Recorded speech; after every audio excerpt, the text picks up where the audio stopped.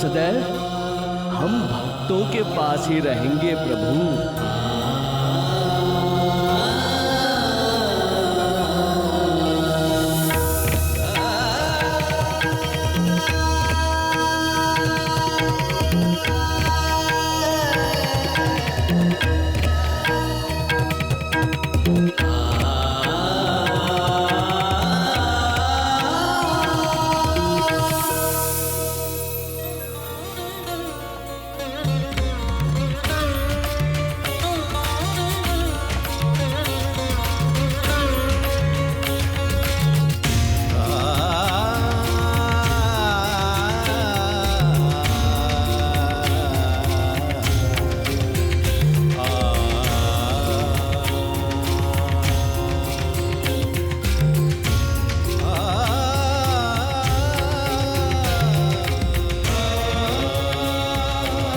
तुम्हारे हृदय की सरलता और भक्ति निराली है हनुमान।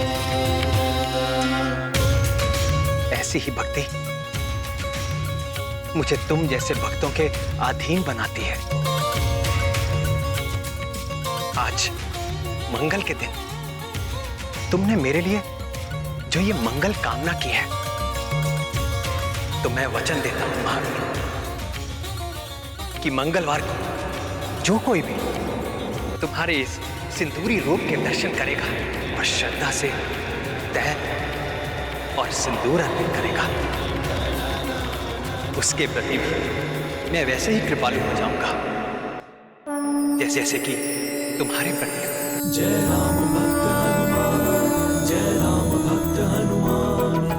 पवन पुत्र का किया सम्मान, भक्तों के लिए लिया ये आन। जो हनुमत को रंगे सिंदूरी, राम करे सब इच्छा पूरी। जो हनुमत को रंगे सिंदूरी, राम करे सब इच्छा पूरी। राम करे सब इच्छा पूरी।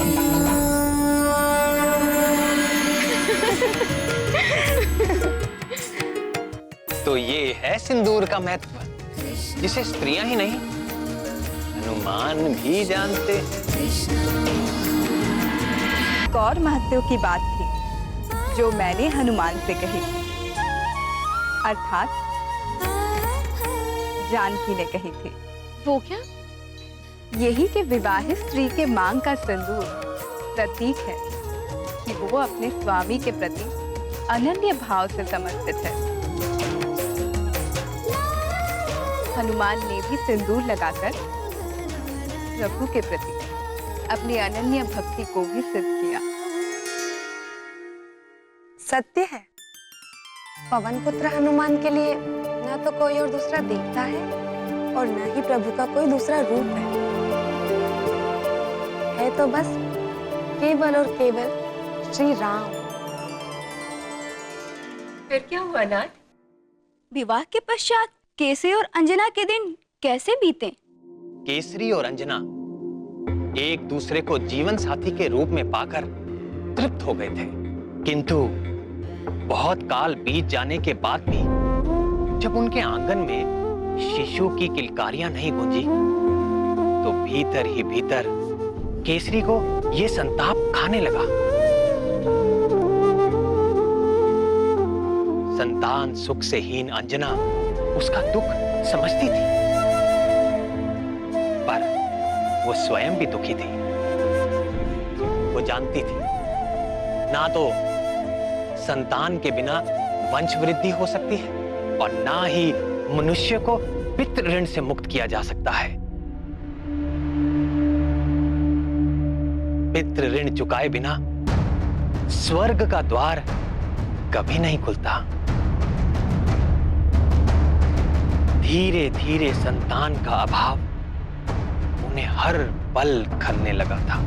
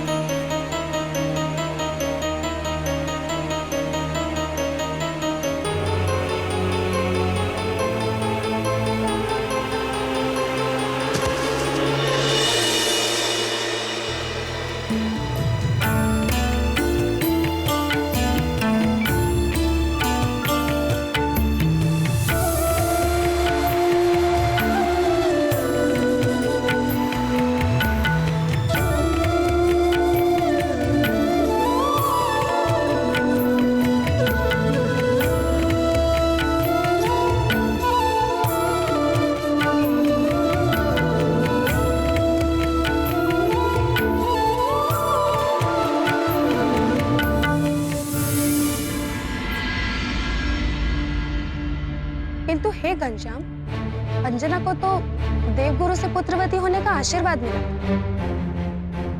उसी कारण उन्हें पृथ्वी पर जन्म लेना पड़ा। तो फिर उन्हें संतान न होने का क्या कारण था?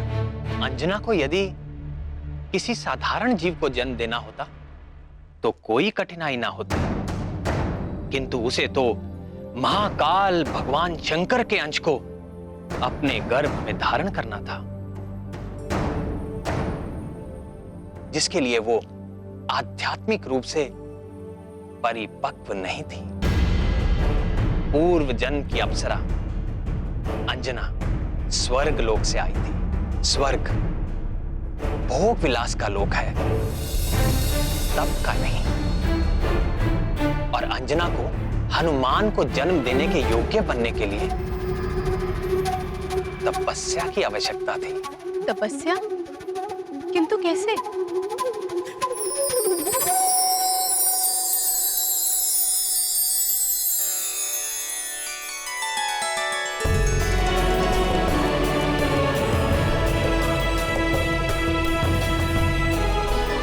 किंतु कैसे?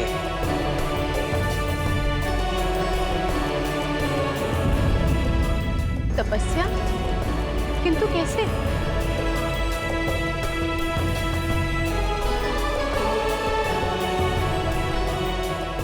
किंतु कैसे? यही बात तो केसरी और अंजना भी जानना चाहते थे कि वो संतान पाने के लिए क्या करें, कैसे करें। संतान की अभिलाषा से अनेक लौकिक उपाय किए, किंतु कोई लाभ ना हुआ। तब उन्होंने अपनी समस्या के अलौकिक समाधान को जानने के लिए ऋषि मतंग की शरण ली।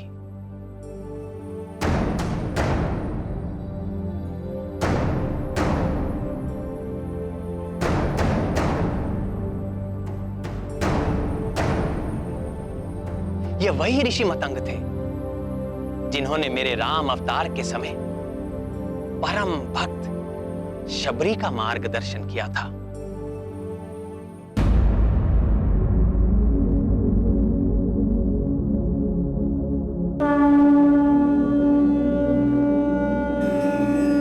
संतान प्राप्ति अस्तु।